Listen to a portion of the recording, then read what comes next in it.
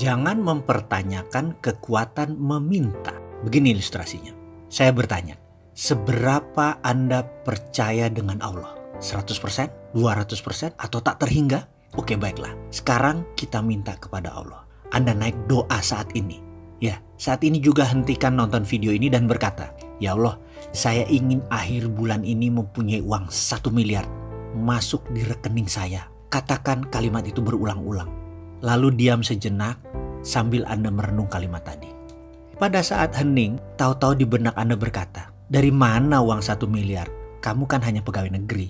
Atau, "Bagaimana dapat 1 miliar? Kamu kan cuma ibu rumah tangga." Atau, "Bagaimana dapat 1 miliar? Kamu kan hanya anak sekolah."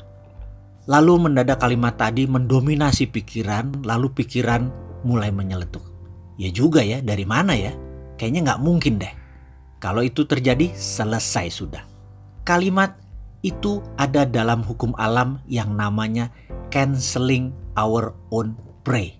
Meng-cancel doa kita sendiri. Kita sendiri yang meragukan diri kita sendiri. Kita sendiri yang meragukan Allah. Bisakah Anda percaya 100% bahwa hal itu akan terjadi? Bisa terjadi dan pasti terjadi. Bisakah Anda tidak cancel doa itu? Tidak ada keraguan sedikit pun bahwa itu bisa terjadi. Pertanyaannya, bisakah? Ini adalah permainan keyakinan. Ini adalah permainan ketakwaan. Inilah seni bertuhan. Inilah nikmatnya menjadi hamba Allah. Ketika keyakinan itu utuh, bulat, rapih, dan tekun, semua terjadi. Lalu ada lagi rahasia lain. Ada. Yaitu kita harus mengimplan bahwa saya kaya dan sudah kaya. Bukan akan kaya, tetapi sudah kaya. Memberi adalah kunci pertama. Selain memberi keluar, kita harus memberi ke dalam. Apa itu memberi ke dalam? Saya mulai menjadi manusia materialis. Setiap bertemu mobil mewah saya katakan ini mobil saya.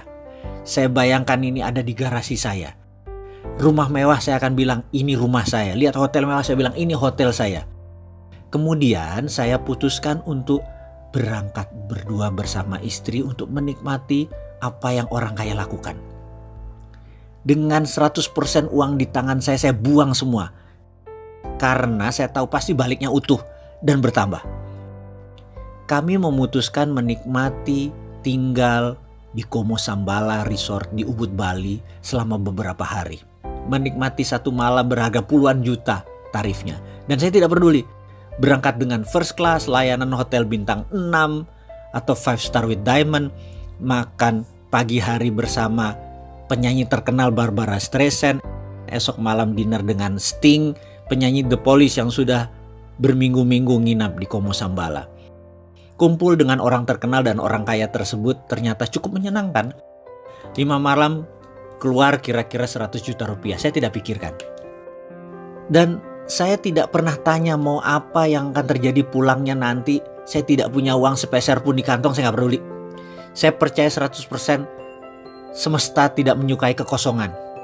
Pasti kantong saya diisi lagi. PD saya pol. Saya percaya pada sistem Allah tersebut 100%. Pulangnya, setiap hari di depan kaca saya berkata pada diri saya sendiri berulang-ulang sambil menunjuk bayangan cermin saya tersebut. Kamu makhluk Allah terbaik. Ribuan kali saya ucapkan sambil tersenyum dan terus pumping semangat, menyemangati diri sendiri. Tak lupa setelah melakukan sholat fardu, di ujungnya saya selalu ngayal dengan meresapi nikmatnya tinggal di hotel bintang 5 resort, naik kapal first class, dan seluruh kemewahan duniawi. Dan saya tidak cancel apapun. Nikmati saja karena semua sudah terjadi dan saya yang punya itu semua.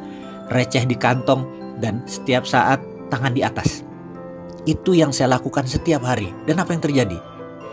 Ketika Kamisan di bulan berikutnya, pertemuan bulanan tersebut, yang biasanya ada 5-7 orang, ternyata waktu itu 20 orang atau 30 orang hadir semua.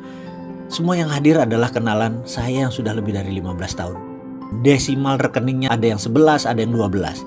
Saya hari itu enteng sekali. Saya hari itu kocaknya setengah mampus. Padahal saya bukan clown. Saya bukan komedian. Melucu itu bukan darah saya. Tapi yang jelas hari itu mereka tertawa terpingkal-pingkal. selama beberapa jam. Lucu sekali dan saling timpal jok-jok lucu. Saya pun sampai rumah mungkin sekitar jam 11-an. Padahal pertemuan itu sehabis maghrib. Di pertemuan-pertemuan sebelumnya jam 8 saya udah di rumah.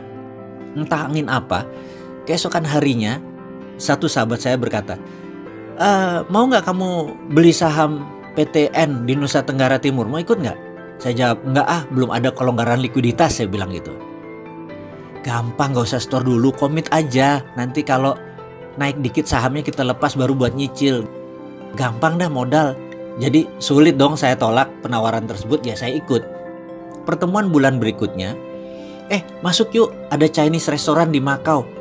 Ada posisi yang lokasinya bagus banget. Dapat tempat murah karena dulu itu Italian restoran tutup. Dengan sewa masih panjang, kita masuk gantiin dia.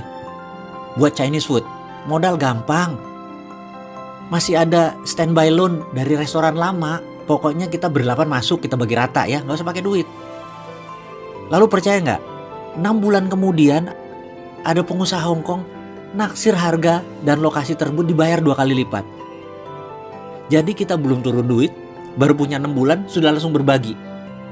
Kesimpulan gak pakai duit apa-apa, sudah langsung bagi modal. Dan nilainya pun sangat luar biasa. Jadi apa moral story kisah tersebut? Kita lanjut.